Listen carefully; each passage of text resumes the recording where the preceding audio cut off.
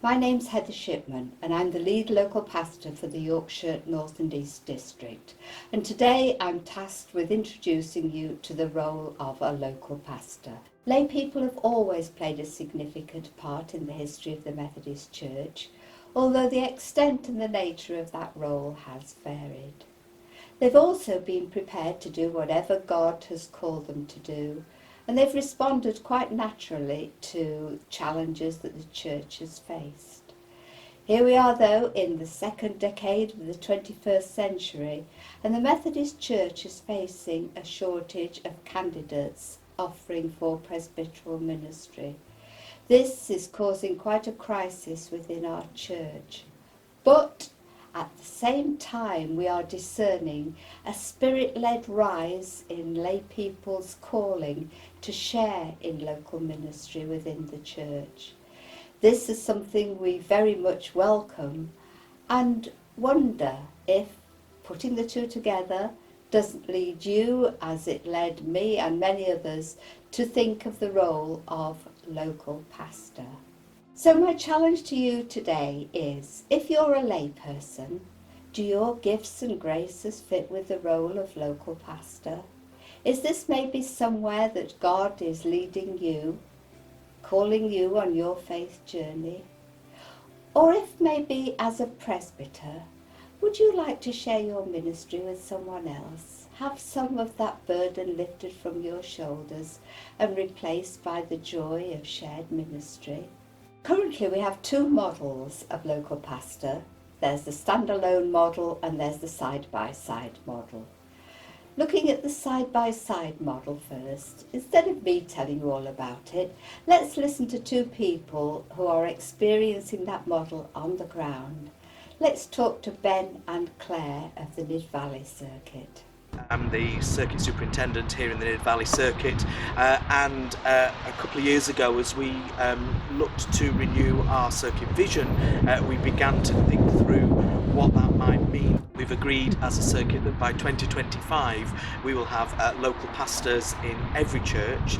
Now by that we don't mean that there will be an individual pastor for each of our 14 churches, and Claire here is our very first local pastor. She works alongside me in a side-by-side role, so my equal absolutely in our ministry here at Trinity Methodist Church, which you can see behind us, and down the road at Panel. It came about, you advertised on social media the role, and I kept looking at it, and me being me, just totally ignored it, put it to one side, and then suddenly it took a few friends to actually say, I could see you doing that, that is you. And then I got the position. I've been in the position for a year now. It's just a year. And it has been an amazing role. I knew God was calling me to do something in the church, and I see my role as supporting Ben when he needs it. We work very closely together. We have a good working relationship. I think we also have the same work ethics. We think the same. It's certainly a laugh a minute, isn't it? Yeah. And also it's supporting the churches in any of their mission or outreach that they're doing. So I attend certain events that are coming up when the churches are back open again, of course. But also the main part of my role is the pastoral care that we have with the people, and there's something about going to see people in their homes. It doesn't matter which of us or both of us turn up at different things, the ministry is still happening, and whilst I'm the ordained person, Claire is very much a minister in this circuit, very clearly called into this lay role. And I really do think it's a personal calling, and I would recommend that if you do see an advert for a local pastor, to apply if you feel that's what God's calling you to do. I absolutely love this role. I knew it was right for me. The second model is the model where the local pastor has sole pastoral care of a church, but the presbyter maintains pastoral charge. John Bailey holds just such a role in the York circuit. Since I came to York to work alongside a presbyter with 3 churches as a pastoral missioner. That was how it started, which is really doing some mission work and looking after the sort of pastoral side, because they're quite large churches. But then last September the presbyter has taken on a district role as well, and we decided that it would be better with one of the churches if I took the lead as the pastor there.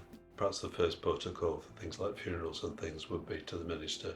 Again, we share those because he can't do them all, but being the lead pastor means that it comes to me first. I think from my point of view, my call to ministry, which goes back to when I was a teenager really, but I never felt that I was really called to be an ordained minister. I was quite happy to do it as a layperson and to do it locally, not be itinerant. Well, all of our congregation, of course, are lay people, and to have a layperson as the pastor, I think brings me closer to them. I know where they're coming from work-wise. I've not got a collar, so I look just like them. And yes, and we can share the ministry together. The church isn't about the ordained people or about the local pastor, it's about us all working together, and we've all got different roles. And I think everywhere I've worked, working alongside a presbyter, they've accepted that I've got an equally valid ministry as they have.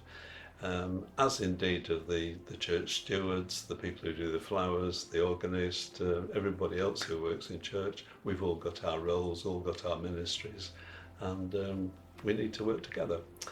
And I think sometimes having a layperson doing that who's not properly trained, if you like, perhaps is an advantage, I don't know. So maybe you're wondering now what it is like to receive a call to the role of local pastor. Well, I could tell you my experiences, but I'd rather you talked or listened to someone who's very currently working as a local pastor and who received the call not so very long ago. Let's listen to Donald Milne from the Tadcaster Circuit. When I first started, the title lay pastoral missioner was really quite handy, because I was people said, well, what do you actually do? And I said, well, I'm lay, which means I'm not ordained. I'm pastoral, which means visiting and talking and stuff like that. And I'm missional, which means I do have a role to try and go out and reach out to people. I've been doing the job for just over 2 years. So it was advertised about 2.5 years ago. I saw the advert, thought about it, and no, that's not for me. Then somebody who I respect a great deal said that I ought to take a proper look at it. So, out of respect, I did. Just before I was going to leave home, my sister rang, and we chatted about stuff for a while, and at the end she said, what's this job you're going for? Like, I explained what I thought it was, and she said, you'd be ideal for that. And my sister is not a church-going, religious-y person at all, and that kind of took me back a bit. So I drove down to church. Literally, I had about 2 minutes before the interview. I rushed into the church, sat down in the front row, and basically said, God, if you've got to tell me anything, tell me between now and when I get to the interview. And as I was walking out, I had this, it wasn't a voice in my head, but a really strong thought. I just told you, didn't I? Which I think was what my sister had said. So by the time I'd driven from here to the manse for the interview, I'd gone from just going through the motions to I want this job. It is for me. I've had a nudge. I'm going to do my absolute best. I guess for individuals, the message would be don't be scared by it. If you have a calling to do it, then I'm a very firm believer that God doesn't call without equipping, even if it's not like I'm doing at the moment in the ways that you imagined. But I'd encourage circuits to look at it. Certainly as far as Tadcaster Circuit is concerned, it's been a big success. The three of us now, we each enjoy the role. We feel that we're making a difference. As a district, we're committed to encouraging the growth of flourishing missional communities, and we developed 4 priorities as a district that we saw were the things that we needed to focus on to help local churches and circuits to flourish. And one of those priorities was the theme of growing lay leadership. And I'm so delighted to see the growth and development of local pastors in circuits around the district over these last few months and years.